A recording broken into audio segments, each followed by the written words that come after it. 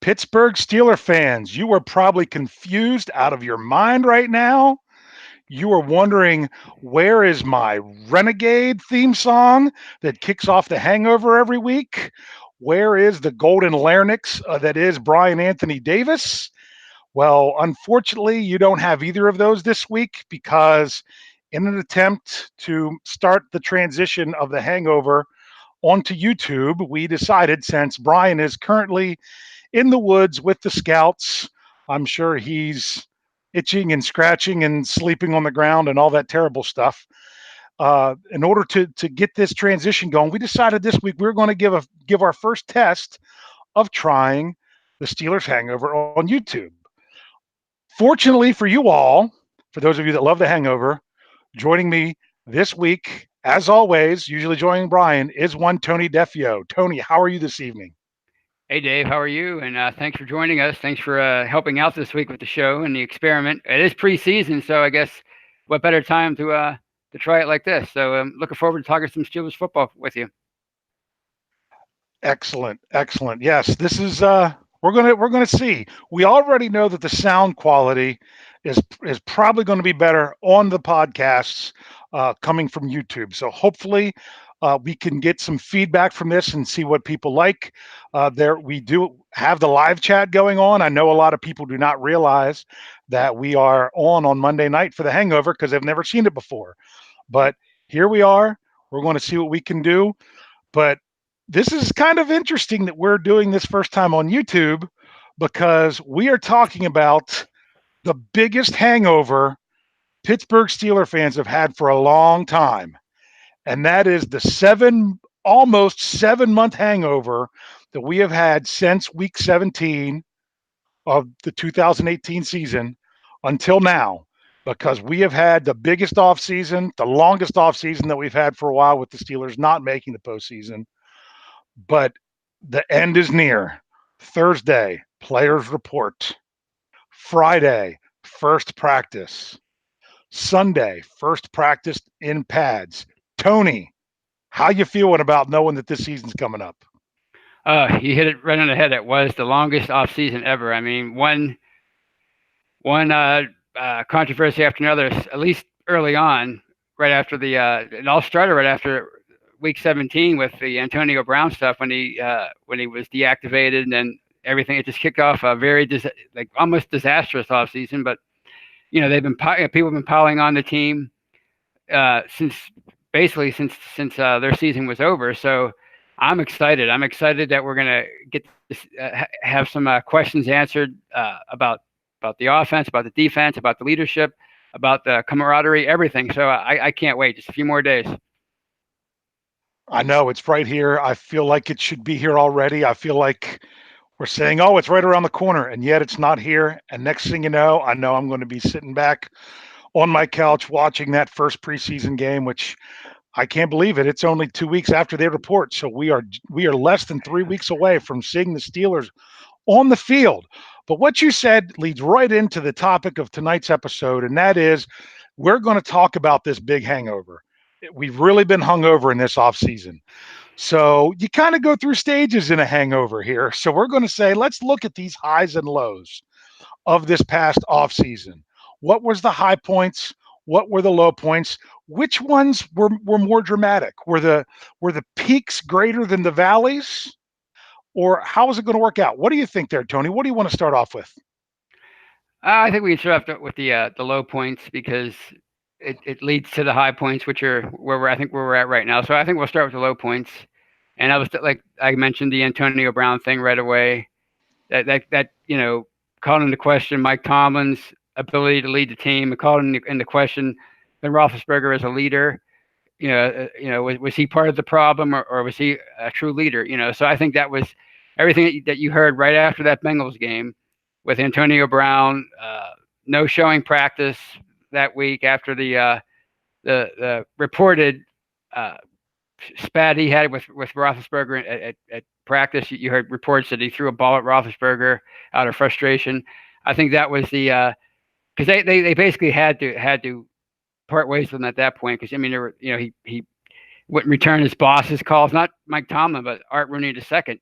So I mean there was no choice but to get rid of the guy. But it was definitely a depressing time because here's a guy that I idolized for 8 years, 8 or 9 years. I thought he was the greatest football player in the league, and for his relationship to end with the team so ugly, it was, to me, that was the low point of the season.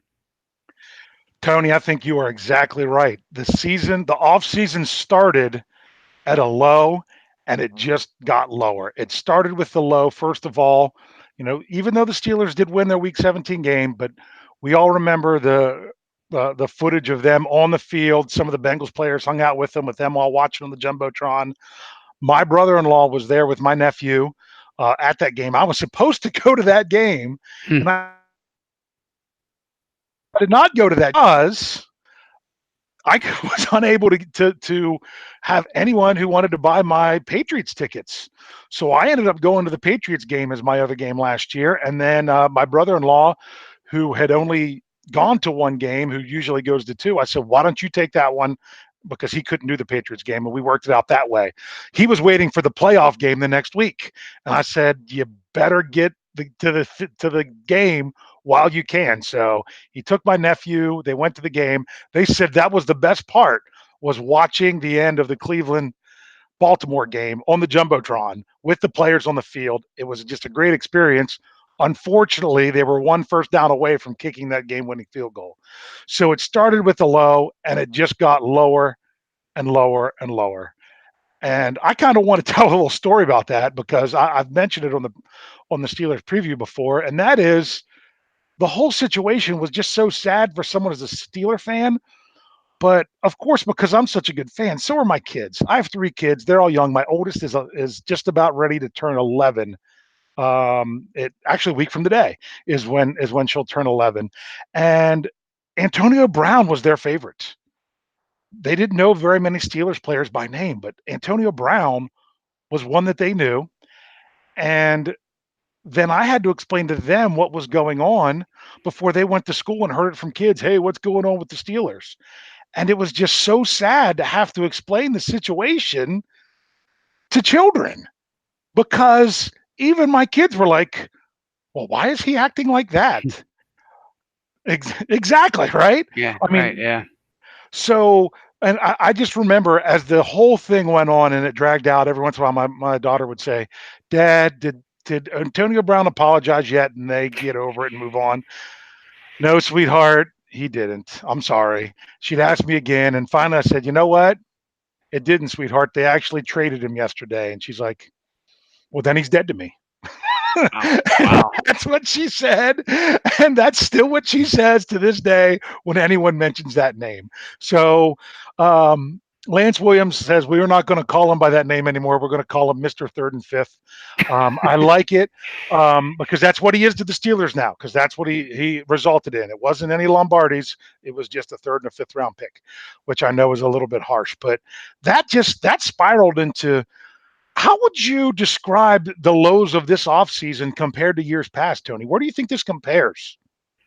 I think maybe I'm just framing it because of social media and everything's just blown out of proportion nowadays. But I think it's up there as far as, because when you look at the Steelers' image compared to 5-10 years ago, I mean, they were the class of the NFL. At least that was the perception.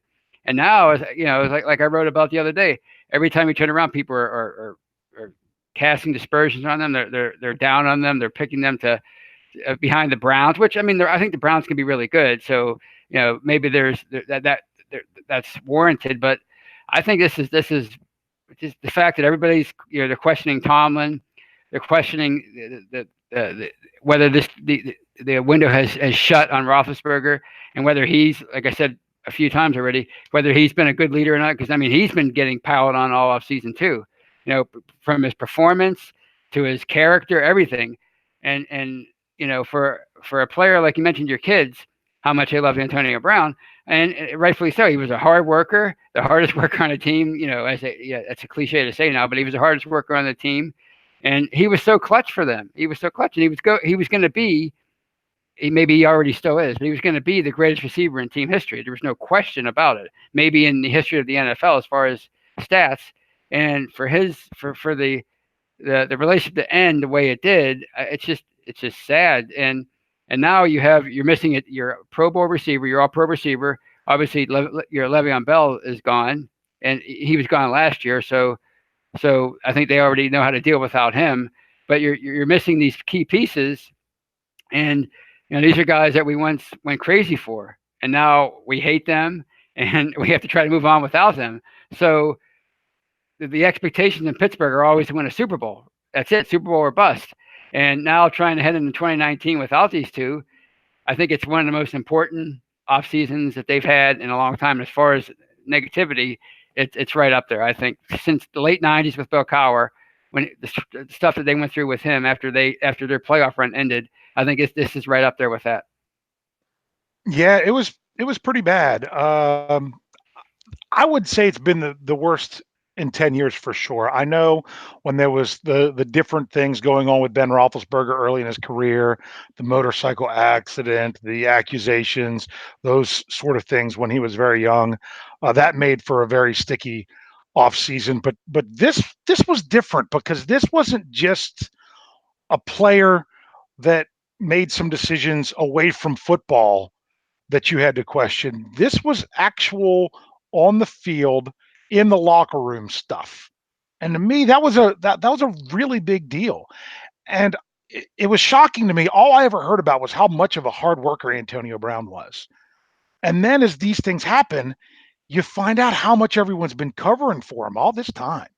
That he always shows up late to everything, not staying with the team during training camp, all these other things that they've kind of tried to keep as quiet as they could all this time. And there was no reason for them to protect his image anymore. So that was the, like you say, that wasn't just a valley for this offseason. That was a valley generationally. This is hopefully everything is going up from this point for the Pittsburgh Steelers, because that was one of the biggest lows they've ever had. So then we start to go back up a little bit. We hit that free agency period. The Steelers go out, make a little bit of splash. Would you call the free agent signings? Would you call that a high of the offseason? Absolutely, absolutely. I mean, they went out and they addressed the secondary, and they got a bona fide starter in Steven Nelson. You have to applaud them for that, because it just wasn't working out with Hardy Burns and so many other people that they tried to put opposite Joe Hayden. They went out, they saw a weakness, and they found a guy coming into his own, into his prime, his first big contract in Steven Nelson. And then you go out and you get a Dante Moncrief, you get a veteran receiver to put alongside Juju. I think that's important. I mean, he's not going to be Antonio Brown. He's not going to get you 100 catches. I mean, at least I don't think he is. But if he can be a strong veteran presence and a big time contributor on the other side, somebody that could take the pressure off of Juju, that's a big signing. And then obviously Mark Barron, a veteran linebacker who can also play, dime safety, dime linebacker as a safety. So I think there were three pretty. It showed that they're not ready to. They're still trying to win. They're still trying to build a winning team, and move on without Brown and without Bell. So yeah, I think that was definitely a high note. Absolutely. I think the Steelers did a nice job in free agency. I think they addressed some positions that needed to be addressed. I don't know that they addressed everything, but I felt they put themselves in a really good position going into the draft, that it wasn't that big glaring need that they had to do something in the draft. So now we're going to talk about the draft in a minute, because to me, that's where we're going to get to the highest of the high. But would you put any lows in there with any of the players that the Steelers lost to free agency? Anything significant there?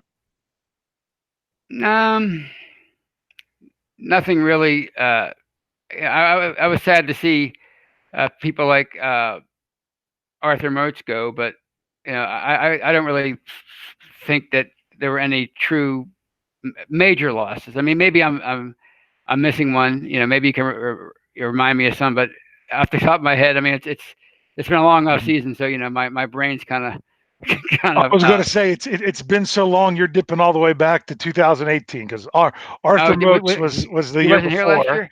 Oh Yeah, yeah, that that's was right. the Yeah, year before. Although sorry. he did retire in this offseason. That's right. That's right. Um, Yeah. I'm so that's sorry. why Thank it's you. still fresh in our minds. No, I would say I was somewhat sad to see LJ Fort go because I thought that he was really growing into a very athletic linebacker, but the Steelers were going to address that position. So I understood why they didn't keep him, even though it would have been on the pretty cheap. Was surprised that they kept Anthony Chickillo for so much more than it would have cost to keep Fort, but the Steelers were a lot thinner at outside linebacker when it came to depth. I was pretty sad to see Jesse James go. I knew it was going to happen. I knew someone was going to give him the money that the Steelers couldn't. I'm happy for him that he got the contract that he did, but it really would have been nice to see him stay as a Pittsburgh Steeler. What do you think of that one? Yeah, I can't believe I forgot about that one. But then again, it's like I said, it's been a long off season. Yeah, I mean, he was a good number two tight end, and that was probably his best position to be a good number two tight end who could get you the clutch pass every now and then, get you 30, 40 receptions a year. But hey, you can't blame him for leaving for that kind of money. I mean, if they're going to pay him that I think $11 million guaranteed, that's what the Lions paid him.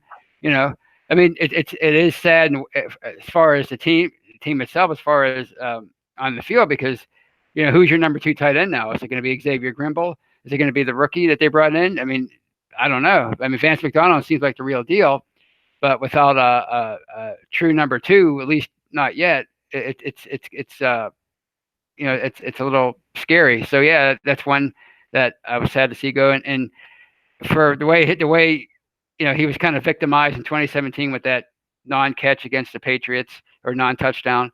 Yeah, he was a good Steeler, and it was sad to see him go. Yeah, saying he was a good Steeler, I think, is a great way to say it. I also kind of feel bad for the guy. I don't feel bad for his payday. He's Nah, going to get his payday no matter what. But what I feel bad for is he goes to Detroit, and then what does Detroit do with their first round pick? They draft another tight tight end. end. So I always thought personally, I like Jesse James so much. I didn't even think of him as a number two tight end. I look at him as a 1B. That Vance McDonald was an 1A, Jesse James was a 1B. When Vance McDonald was injured and James had to fill in, I don't think that they lost very much. They just lost having that second guy. So hopefully he can still be a 1B guy. Who knows? Maybe he'll even still get that chance to be the 1A early on there in Detroit. So I wish him the best of luck. The Steelers, the only way they'll play against him this year is if they meet in the Super Bowl. I would not have a problem with that to see Jesse James there. So other than that, and then of course, although he wasn't with the team last year, Le'Veon Bell was a free agent loss. I don't look at that as too much of a low because the Steelers didn't have him last year. That's almost kicks into where it starts to go uphill because it just showed how much of a poor decision that he made with the way he handled things and the lack of contract that he received. That he had Yeah. both offers from the Steelers were much better than what he Hmm. got.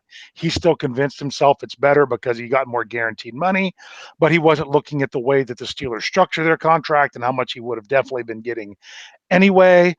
Um, just the way they do guaranteed money, he just had it stuck in his mind. It had to be a certain way, and not looking at how the Steelers do business. He was unwise. His agent, I don't understand how he could ever get a new client in the NFL, but that's the biggest mystery to me.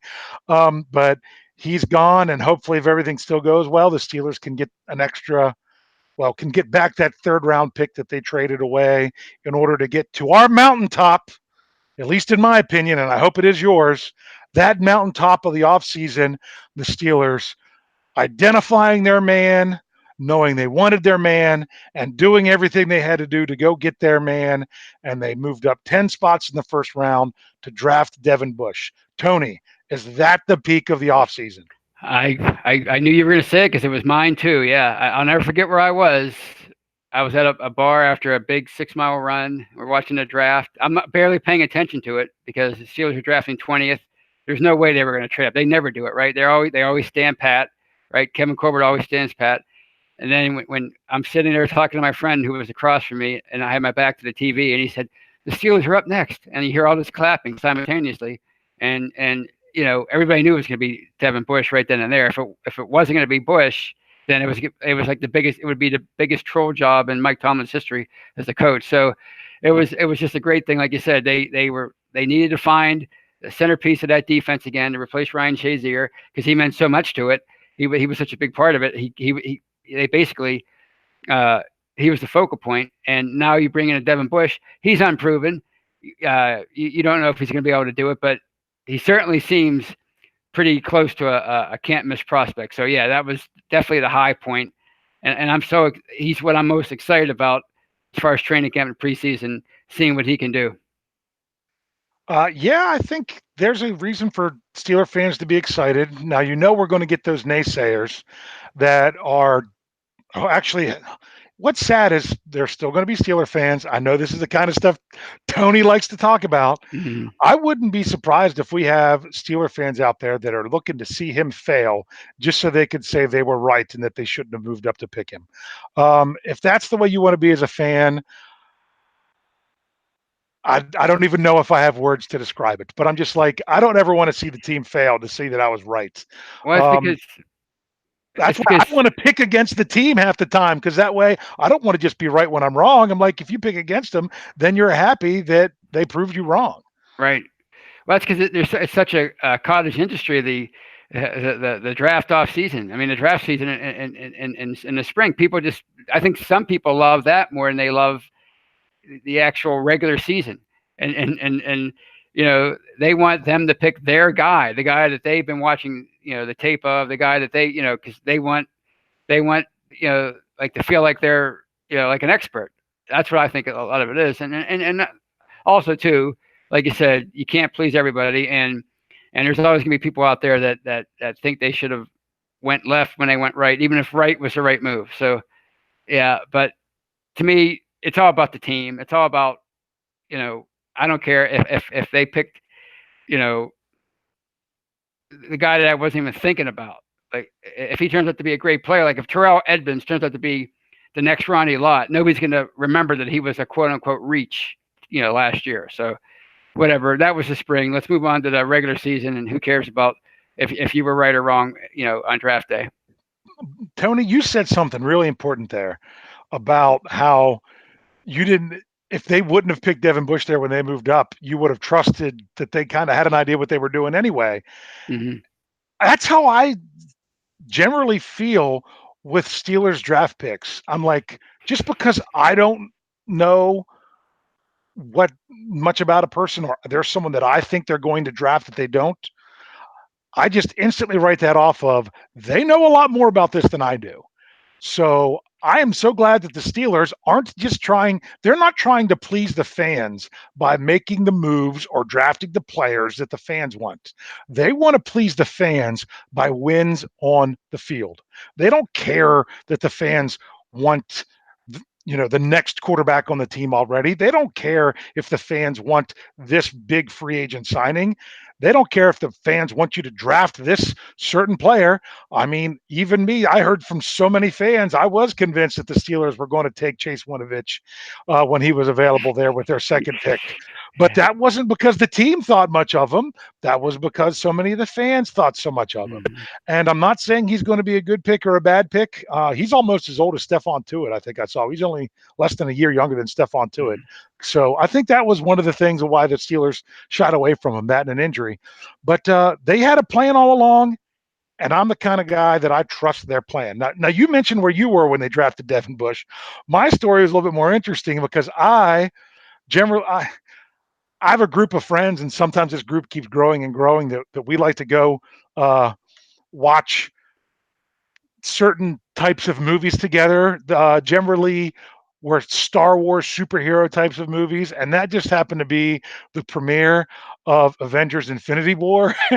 And I was actually in the movie theater listening to the draft on my earbuds for the last 40 minutes or so of the movie, knowing that, well, the Steelers, they don't draft till 20. I got some time to come out. I got some time to finish the movie and get home before we go live with this on the podcast after the pick.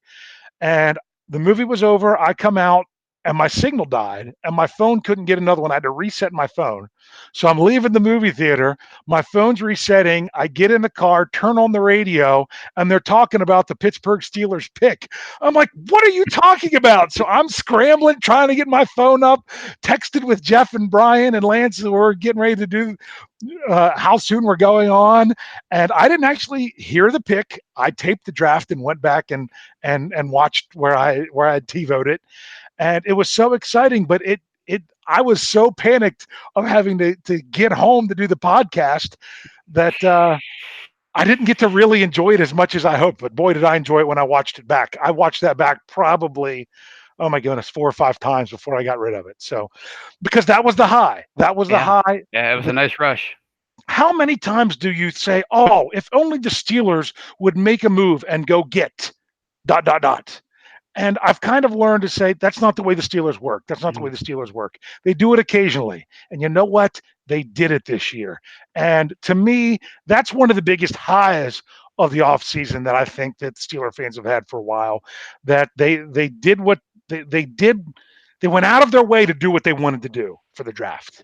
So I don't know about you, but I think since that moment, we've just kind of been fluctuating up and down a little bit. I would say one of those uptrends was Ben not answering anything, not talking to the media while all this other stuff was going on. That was a high for me. I like that. The way that a lot of these players have handled things, really like that. But right now, I just feel like since that moment of the ups and downs, that I feel like we're more kind of right around equilibrium right now because we hit that low, we hit that big high. We've just kind of been maintaining to see what these guys are going to do, and I just feel like we're building and building and building towards training camp on Thursday. What do you think, Tony?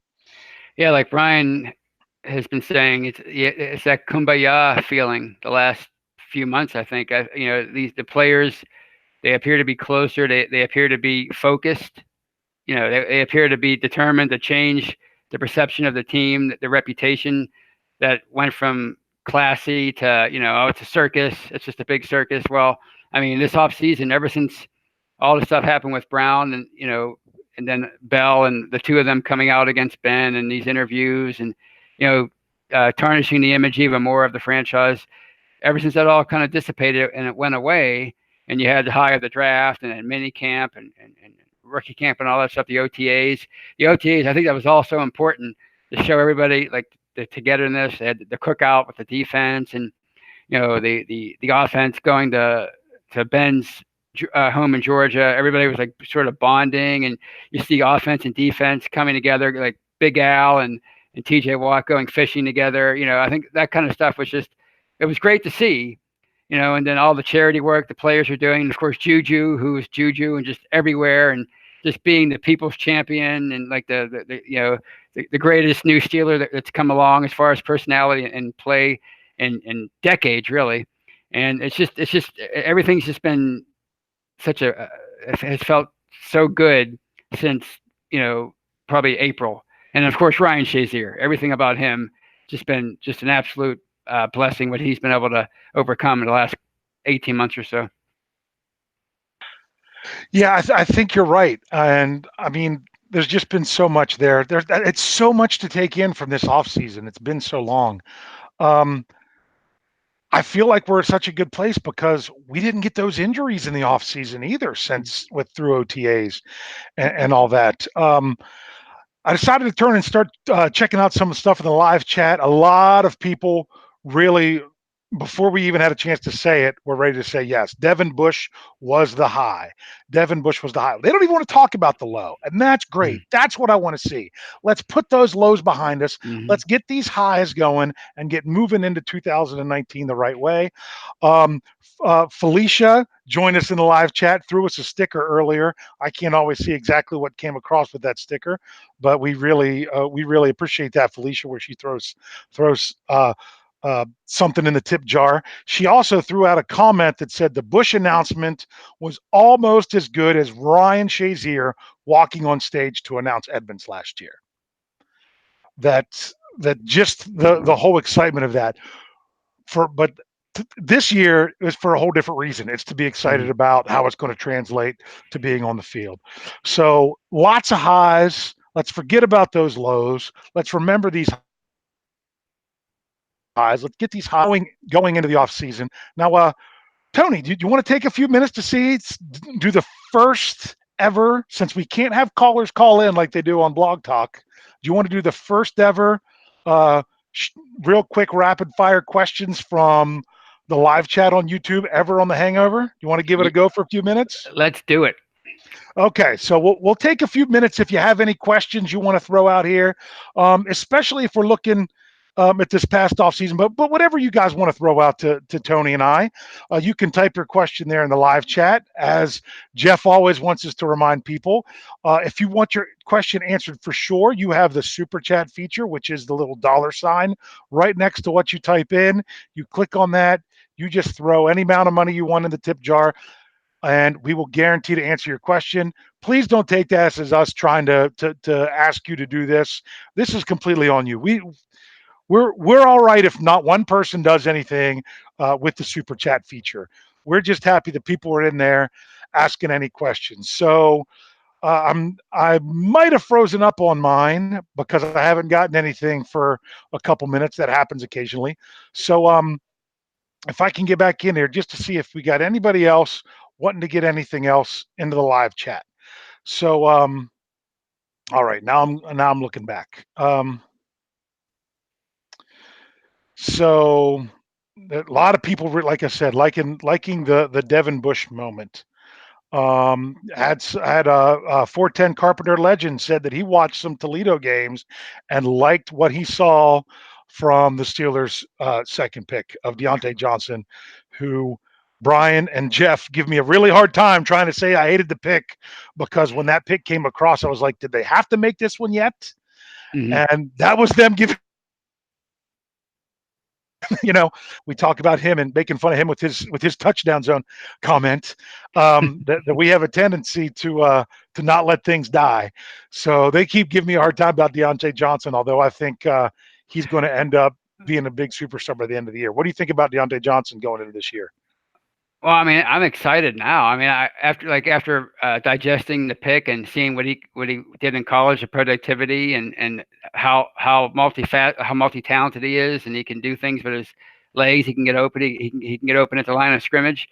He's great in open field. But like you, when they first made the pick, I was like, who's this guy? And then you look at the rankings, and he wasn't really highly ranked at all. But as you said, uh, I trust their judgment, right? I mean, they know more about the stuff than we do, and they do know how to pick and develop receivers. So there's every reason in the world to be excited about the guy. I want to see him with the football in his hand. I want to see what he can do.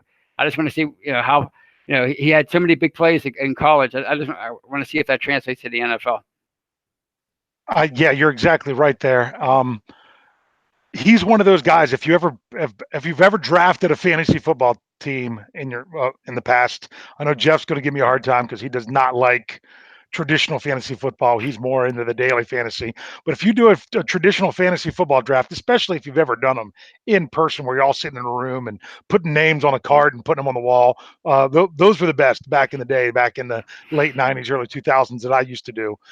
When you would have that sleeper pick that you wanted, and then you would make that pick and three or four other people would get all mad that you jumped on that sleeper before they did.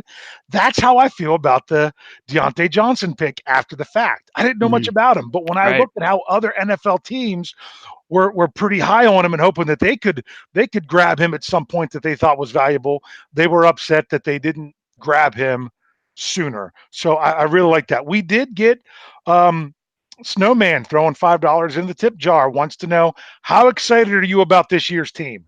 Go ahead, Tony, because I think everyone knows the answer for both of us, but let's go ahead and say it. Oh, I'm very excited. I mean, I think they have a lot to prove, and I think they're still a very good team. Mike Tomlin said it himself. Oh, yeah, we lost a Pro Bowl receiver and a Pro Bowl running back. But we have a Pro Bowl receiver and a Pro Bowl running back on a roster based on last year. So you have that, and then you have the defense. I think T.J. Watt. Oh my goodness, I think he is this close to being a Defensive Player of the Year candidate. And I'm excited about Javon Hargrave. I think, there's been so much talk about him and so many how many battles he won last year, individual battles. I'm anxious to see if they can get him more playing time. And of course, Devin Bush and Steven Nelson. There's so many reasons to be happy and excited about this team. Exactly. I'm super excited about this team. You mentioned the TJ Watt. He was my pick as a player who could possibly make All Pro this year. When we talked about that during the Steelers burning question, super excited. Like what I see. You know what? You and I, writers for BehindTheSteelCurtain.com, if we're not excited about the Steelers team coming up, I mean, what are we doing? Come on, Right. this is what we live for. We're Yeah. super excited. So here I'm going to try to get through some of these questions. We're going to go super fast, real quick answer. So that way I can say we could answer as many as we could. Do we think Xavier Grimble will put up similar numbers to Jesse James if he gets the tight end 2 spot? No. I agree. I don't think he'll put up quite those numbers, but I do think that he could increase his numbers from what he's done in the past. Why do you think that the Steelers struggle when they go out west to play? Same reason a lot of teams do. It's just a big adjustment. The same reason why teams from the West come to the struggle when they come to the East. It's just a big adjustment for their routine. I think. Exactly. It's not just the time change. It's the length of the trip, which changes the whole routine. That's what I would say. What else do we want to say? We did get another super chat question. I was about ready to read his question before, then he asked it as a super chat from Anthony Johnson. What do we think of Terrell Edmonds going into a second year? He said he was a beast at Tech, but he said he wasn't too hot last year. What do you think, Tony? Yeah, he didn't really turn many heads last year, but he did get a lot of experience. I mean, he was thrown in there when Morgan Burnett, had his injury problems. So I'm interested to see how that experience translates into a second year, and if he can make that big first or second year leap. You're spot on. I don't think he had a bad season last year. I mean, I'm not saying he's going to become a Troy Polamalu, but he had a better rookie year than Troy Polamalu. Um, you just can't expect too much of guys coming in their rookie year. A lot. I mean, I still think Juju kind of messed with our heads a little bit. You don't get that production from a rookie like that Right. all the time. So I wouldn't say that Edmonds had a bad year last year, but what I want to see is that big second year jump. That's what you want to see from players. That's the difference between just a guy and a superstar is what do they do from year one after they get that all under their belt and all taken care of? What Hmm. kind of jump do they make in year two? I like a lot of the stuff I saw with Terrell Edmonds. Man, in his interception, he was just rocketing north and south. I mean, Yeah, he wasn't cutting to the side or everything. I love going back and watching that. Man, did he get upfield? he was fast. That's Yes. the one against Tampa Bay. Yes. Yeah, that really surprised me how fast he shot up the field after that interception. That really was really impressive athleticism. And what I liked is how wise that is. Don't worry Hmm. about breaking it for the touchdown. Get your offense the best field position you can Hmm. by getting there faster. And man, um, I just really like that one. Okay, let's see what else we got here. We had another super chat from Felicia. Um, she wants to know a Friday show, which I think she's talking about the Steelers preview, which we do Thursday night that then comes out on as a podcast Friday morning. Is it going to be like draft day with us all getting together? It's going to be a little bit different because we still got people out on vacation. We do definitely on the preview. We haven't asked him yet, but we're going to see if Tony could even jump in with that one since Brian's still going to be out of town. Um, that to talk about what happened. I'll be honest with you, we're all excited that the Steelers are coming back for training camp, but it's not going to be nearly as much to talk about as you would think. We, We'll get some sound bites, but that's about it. What do you think, Tony?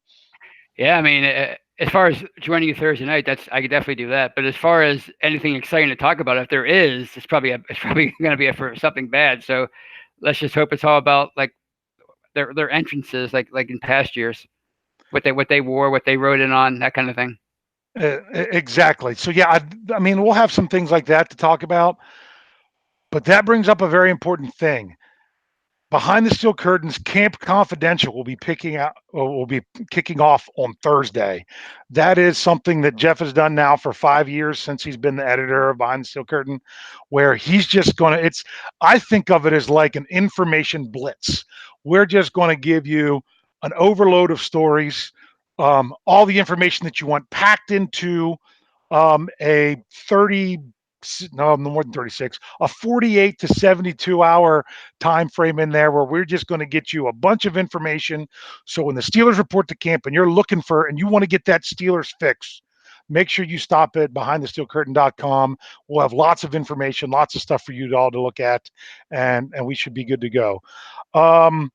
Just checking. Want to know what about the special teams? What do they look like? What do they think about the place kicking? There's really nothing to answer there until they report to camp, right, Tony? Yeah, I mean, it's as far as a place kicker, I think with Boswell, his struggles last year were all psychological after his missing Cleveland in week 1. So if his head's right, then I think he'll be okay. If it's not, if then you're going to have a lot to worry about. We won't know that until he kicks the real kick in week 1.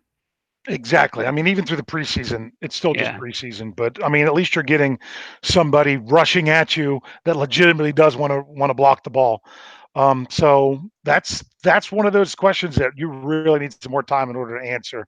I'm going to go ahead and just do one more here, and that is how much improvement and contribution can we expect in the secondary with the additions of Nelson and Lane? I think. Well, I mean, Lane, he's a rookie, so you hope for the best because but like you said, it's hard to ask a lot from a rookie. As far as Steven Nelson, I mean, based on his year last year, you hope he comes in and he's like almost like the glue to the secondary that Joe Hayden was 2 years ago when he came over. Somebody that could really shut down the other side, not shut down like a all-time great corner, but be a really good pro on the other side. And then you have yourself the makings of a very good secondary. And who thought we would ever have said that a few years ago? Yeah, I mean, my expectations of Justin Lane are zero. I want to see him make the team. I'm okay if he doesn't even get a helmet. He's a Mm-hmm. rookie, and the more you can have someone as a rookie not have to step in and do stuff, that's what I would like to see. I don't want them to have to call on him, but if he just comes out and just tears up, then you have to go out of your way to get them on the field. That's what you want with your rookies, especially your non-first round rookies, is you want to say, "Hey, let's give them time to develop," but yet they come out and play so well that you have no choice but to get them on the field to make your team better. That's my expectation from Justin Lane. I expect nothing, but if he just comes out and really shows up, then we would get that. Now for Steven Nelson, you've got to step up and you've got to be that other corner across from Joe Hayden that the Steelers have not had. So I look for the secondary to be much improved. I'm going to do a little quick plug here. I had done it's funny, it was actually a series of articles, but even saying something to Jeff Hartman yesterday, he didn't realize it was exactly a series that I had been doing, that I have one more yet to come out that should come out before Thursday, of talking about how 2019 we're thinking this is a different Steelers team than what we've seen in the past. We've lost the drama. Hopefully, we've lost the locker room problems. But how is that going to equate to a difference on the field? So I've been talking about various different things that this could be a good change or a bad change on the field. I talked about the Steelers going out west. Could we see a difference, and could circumstances help with that? I talked about the Steelers' success in prime time and how that should not be considered a guarantee this year, because right now the only 3 games the Steelers are not favored to win, when looking at the Vegas odds right now, are there 3 away games in prime time. So that doesn't necessarily mean there'll be some success. But one of the things the most recent article that I did was, can the defense get those late game stops that Steeler fans seem to say that they never can get? Well, I laid it out that it's not as bad as what you think. They get them since Ryan Shazier was hurt. They got him about half the time. In 2017, until Shazier got hurt, they got him in every game that there was a chance.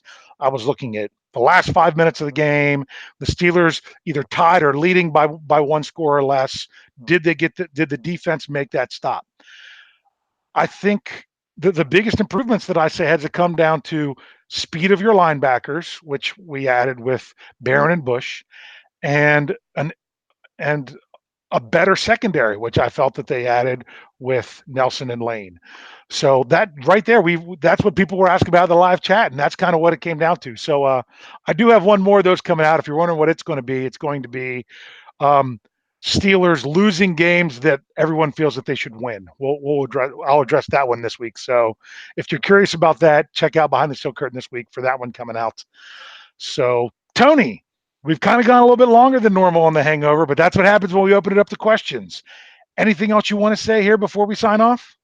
It was a fun experience doing the Hangover as a video podcast, and it was a lot of fun. I really I enjoyed the questions from the live chat, and I'm looking forward to doing that moving forward. So here we are, 3 days away, and the off season is officially over. Then, and what an off season it was, right? Exactly. Yes, it was an off season that I'm ready for it to be over. I really am. I don't want to think about those lows anymore. I think what's nice is you and Brian next week, you're going to have to be hungover about the start of training camp. Yeah. You're going to have to talk about how that's what you're hungover about. Right. That sounds, as much as I'm hoping you don't have anything to talk about being hungover, I'm really glad that that's the show you guys get to do, because that means it's finally here and we have Steelers actually building stuff towards 2019 season. So with that said, I can't remember exactly Brian's sign off, so I'm going to do my best to do something similar and completely screw it up because I'm really good at that.